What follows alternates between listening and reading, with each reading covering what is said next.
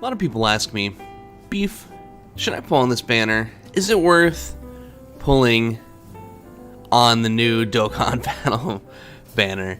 To which I typically respond, probably not. In this particular case, this is definitely an probably not. A bit of a spoiler alert here. Before we begin, I want to mention that this video is probably not going to be super fast. Not usually going to be like 30-60 FPS like usual videos. Simply for the fact that Mimu sucks, and I had to switch to Mimu because Nox, as a emulator, it's not functioning with Dokkan anymore. I don't know if it's because of something bad I did, or if just the update just doesn't play nicely with Nox. I'm not sure, but case in point, we have to use this shit. So it is what it is. Anyway, so cutting right to the chase here, the new technique, LR Broly. If there's one thing, if there's any sort of banners that I don't like, besides those weird niche banners with weird cards on them, like the like Pepe Gallus banners and like the theme banners. I think there's actually one right up right now. Yeah, these suck. These aren't good. If there's anything I don't like about these, especially the legendary summons, is that they put a couple of really good cards on there to entice you to pull, and then the rest of the cards just aren't that great, I guess is the best way to go for it. And it's basically the same case here. I had a look at what was on the banner before we started, and yeah, it's not that great. So let's just go ahead and dive right into this here real quick. So we'll pop open the Scouter at 10 FPS. Oh boy.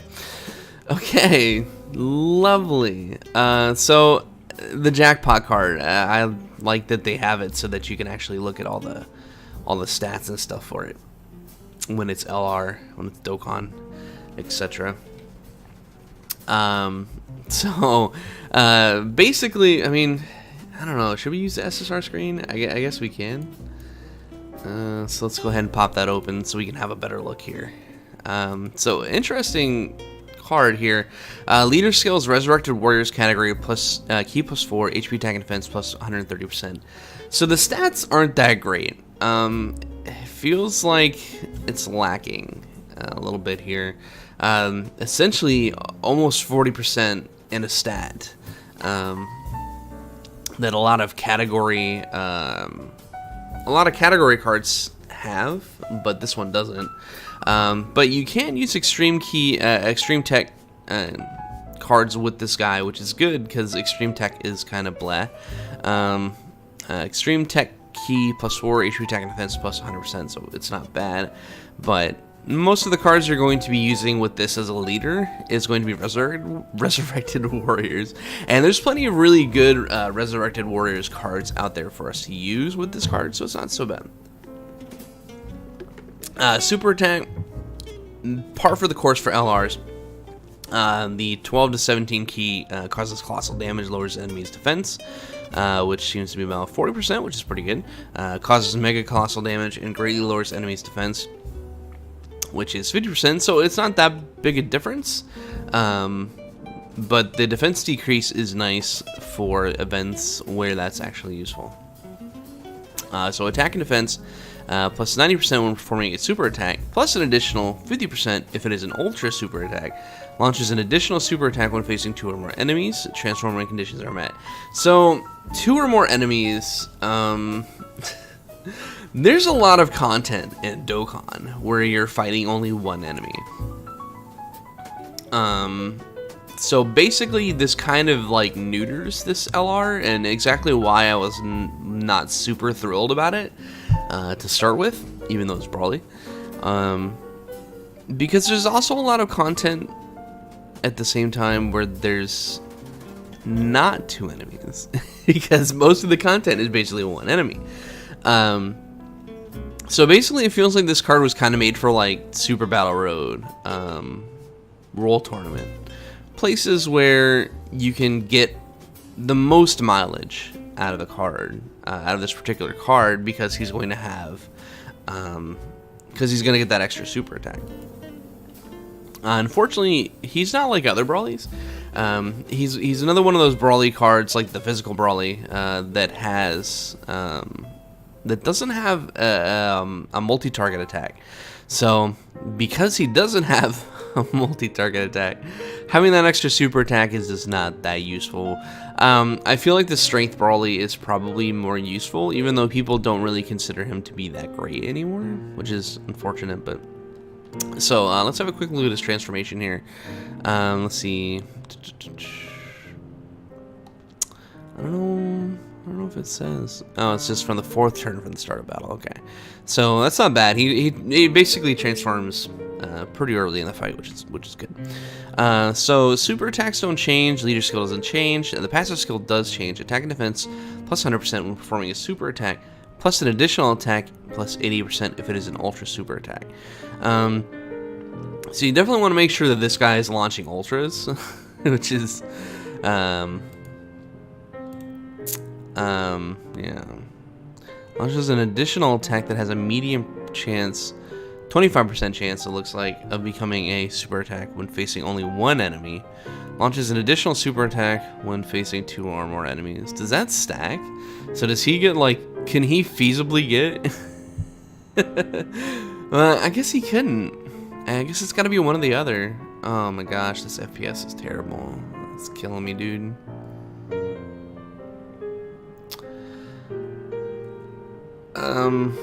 Yeah, I don't think there's much I can do about it, unfortunately. Anyway, fuck it, let's push through it here.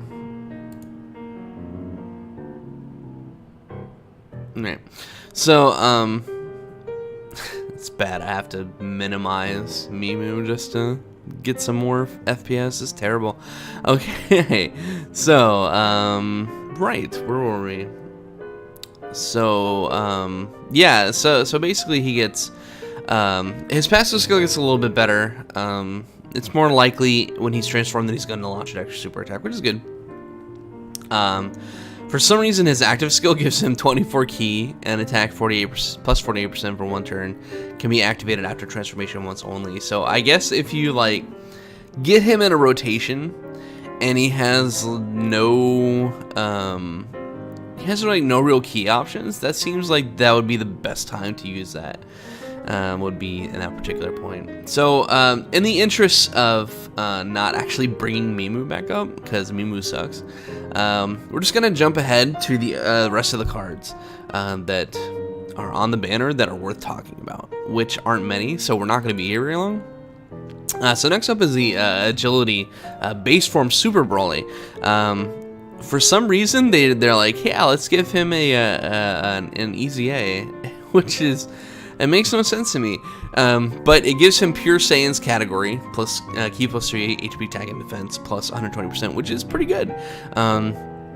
Also lets him run extreme agility, ki plus 3 HP attack and defense plus 100%. So I mean, right out the gate, because he's not Android Super Android 17, he's automatically better. A better leader. Like I think Super Android 17, Super 17 has higher stats, but not by much. Honestly, I would still use this guy as a leader if I needed to run extreme AGL for whatever reason. So when he easy A's, raises attack and defense for 3 turns, and that looks like 30%, which is pretty good, especially for defense. Causes supreme damage to the enemy. Ki plus 1 at the start of every turn. Does that stack, or is it just ki plus 1 every turn? I'm not sure, because I don't actually have the card. I've been trying to get him, but I don't have him. Attack and defense plus 70%, plus an additional defense plus 20% with each attack performed up to 80%. So he gets pretty tanky the more he attacks. He gets plus an additional attack plus 20% up to 80% for each attack received, which is very, very good. So he's still one of the better AGL cards in the game, in my opinion. And I mean, he was a good card even before he got the Easy A, but then he got the Easy A and he became even better. So if you're able to pull this card, get him Dokkan, get him Easy Aid, he's absolutely one of the better cards in the game. I mean, he's obviously not like super tippy top tier, but I mean, pulling this card, getting him ready to run is definitely worth it, in my opinion.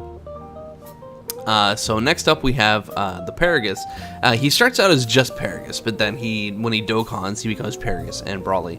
So Extreme Int, Key +3, HP attack and defense was 100%. Odds are you probably have a better leader for Extreme Intelligence. Maybe even Angel Golden Frieza probably would just... there's a bunch of Resurrected Warrior units that are intelligent, so... you're probably not going to use this guy for the leader skill. Supreme, especially not for the damage he deals. He's very much a support card, and you'll see why here in a second. So, causes supreme damage to enemy and lowers enemy attack by 20%, which is pretty good. So, any pure Saiyans are joined forces category allies on your team in this rotation with this particular unit gets Ki +2, attack and defense plus 40%. He also gets attack plus 130% when there's a pure Saiyans category enemy, which is not exactly difficult to find in this particular game. So when there's a pure Saiyans category enemy, he can actually do some respectable damage. But in the event that there isn't, obviously you're not going to be getting that bonus, and so he's not going to be doing a ton of damage. But basically this particular card exists to link with I believe the base Super Brawly, the one we were just talking about, because they have very they have somewhat similar they have somewhat similar links, so they play nicely together. So having both of these guys and putting them in like pure Saiyans on a pure Saiyans team,